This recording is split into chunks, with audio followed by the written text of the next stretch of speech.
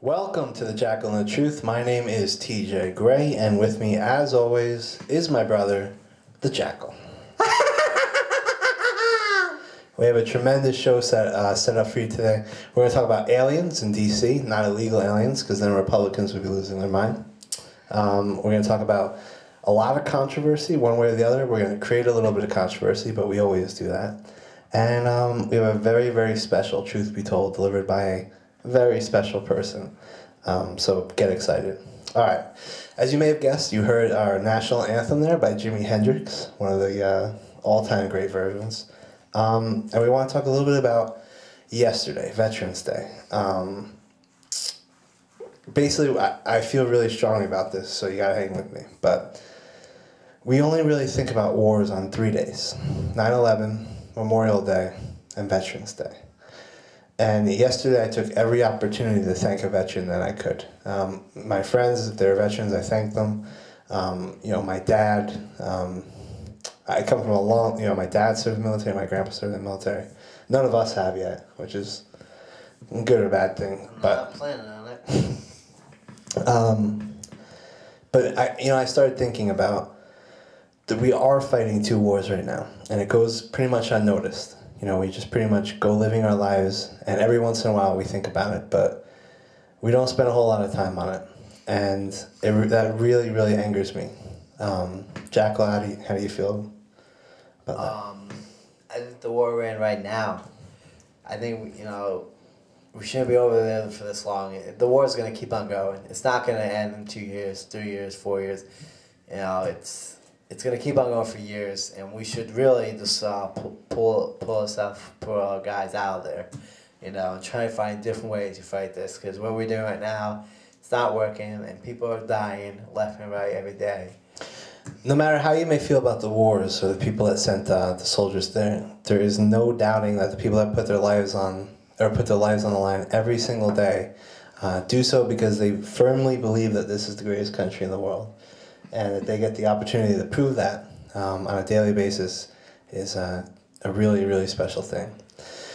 Listen, what we're about to show you is going to be controversial, but I really feel like it's something that we have to show you. I did a little digging last night. I didn't sleep.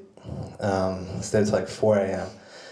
Half because I was doing a lot of research, but half because I'm really, really nervous about what we're about to show. Because I understand, trust me, I understand how high the tensions run. But since 9/11 of this year, September 11th, the last time we thought about the war, 36 young, brave men and women have passed away, have died in action. That's 36 people in 29 days, because today's the 12th. Or 31 days, or whatever it was, because today's the 12th. But that's an incredibly alarming number. And those people, when they die and we hear one more soldier killed in action, we never think of the actual person. We can never put a face to that. We can never put a name, a personality to those numbers. So that's what I feel like we have to do today. What you're about to see is every single one of the 36 soldiers that died in action since 9/11, their class and their age. Know that most of them are my age or younger. It's a harsh, harsh reality. But also know that we don't do this because we were going to make light of what they're doing. Listen, I'm an overweight, middle-class white kid who's at every single advantage in the world. And I'm not fighting for my freedom. They are, every single day. And when they come home, and it's not on their own choice, but because they're sent home in a casket draped with a flag, we need to pay a little bit more respect to them. And we need to realize that they're doing that for us. So when we come back, we'll have the same show. It'll be goofy. We'll mess around. We'll make jokes. But please just give us this one serious, somber moment as we go to break. So thank you.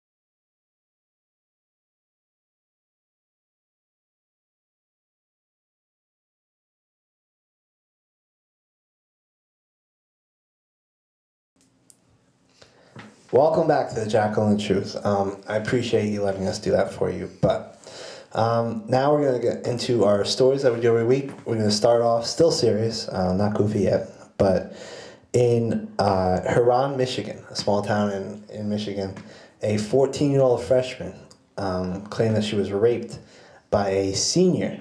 So she made the claim. I think she went to a party and Is she a slut? We'll find out. Her name is Samantha Kelly, and Oh, that sounds like a slut. she made the claim that she was raped by the senior, and she reported to authorities. There was a case about to be held, but during the whole time between the time she reported it and the time the case went to trial, she was ridiculed at school for bringing undue pressure on the senior, for ruining his reputation. Everyone said, you wanted it. They were calling her all kinds of names. Whore, slut, Right, those kind of names. So if you need bitch. right? You got any more? Are you done? I think I'm done. All right, good. So anyway, because of all the ridicule she got at school and all the bullying, you can imagine how tough school was for her and life in general. Samantha Kelly committed suicide because of all the bullying. She Did couldn't she cut her wrist? I don't know.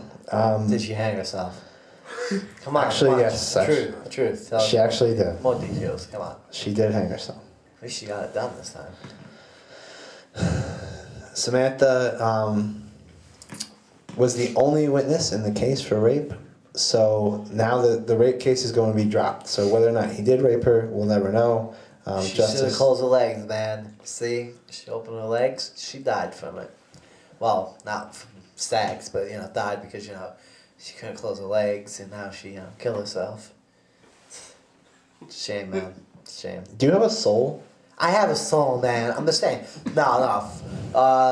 This guy, you know what? If he did do it, he's gonna get away with it. He's already the case. The drop. Yeah. So the case has been if he dropped. did it, if he did do it, I'm not saying he did, but if he did, he's gotten away with it. And if he did do it, he's probably gonna do it again then.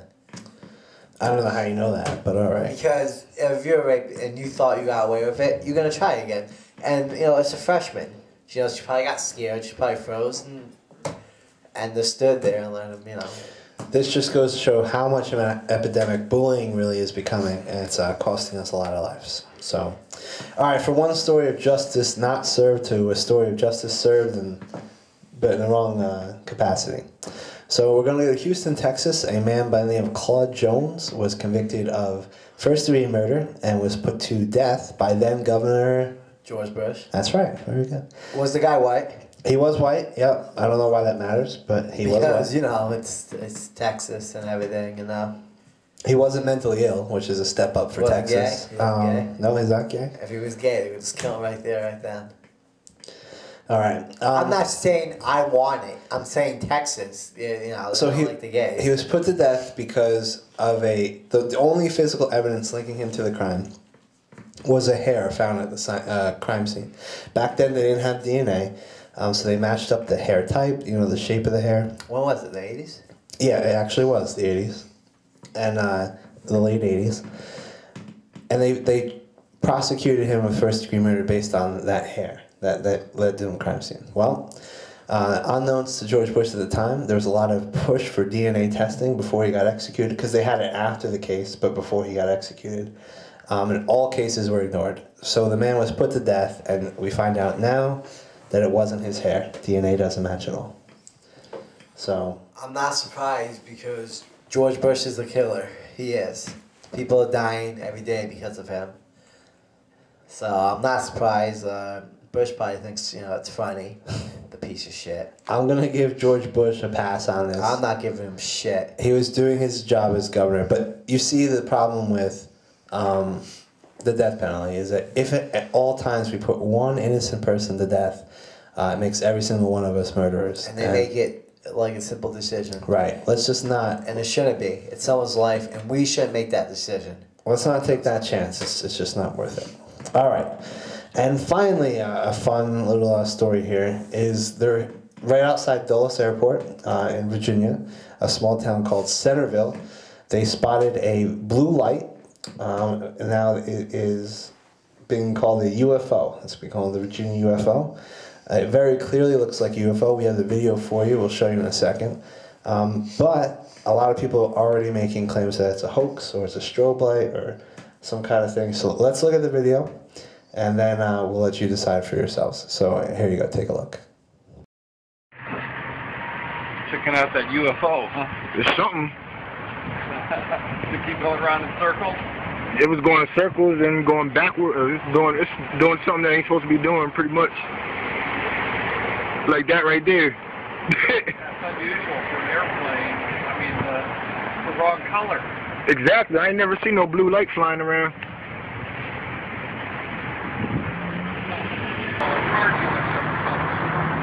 Say what? Maybe it's a beam being shined up from a car dealership or something.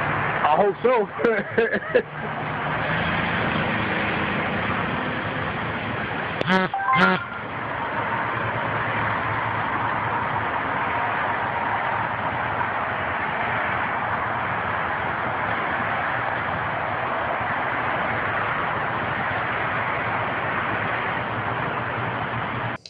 Wow, really interesting video. Jackal, what do you think? That's definitely an alien, right? Definitely a UFO? I watched the video and I don't know. I can't totally say. It could be a lot of things, you know.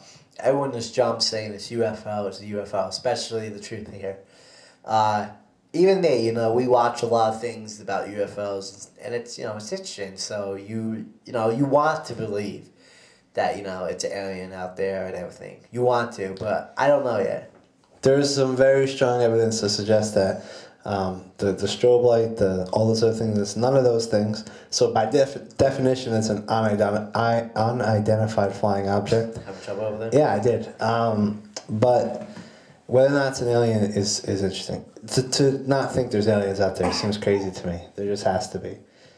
So we'll see. We'll keep tabs on the story, but for now, it's at least very, very interesting. Right, Jackal?